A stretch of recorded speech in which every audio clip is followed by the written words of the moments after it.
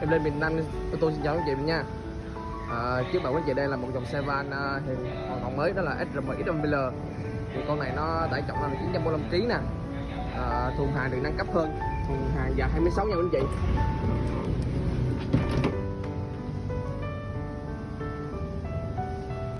Về phần nội thất thì xe được trang bị là ghế bọc da này, màn hình Android.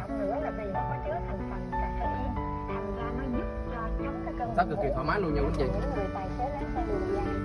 Động cơ xe SRM XML 1.6 lít nha quý anh chị. Với tiêu hao nhiên liệu con này mà nếu anh chị mà chạy thang chạy tải thì nó rơi vào tầm khoảng là 9 đến 10 lít trên 100 cây. Máy chạy xăng. Giá xe đang cực kỳ đã cho tháng 11 nha quý anh chị. Hiện tại giá xe con này chỉ tầm 270 triệu thôi. Quý anh chị mà muốn đang cần một dòng xe van để chạy hàng chạy áp thì cứ liên hệ lên nha.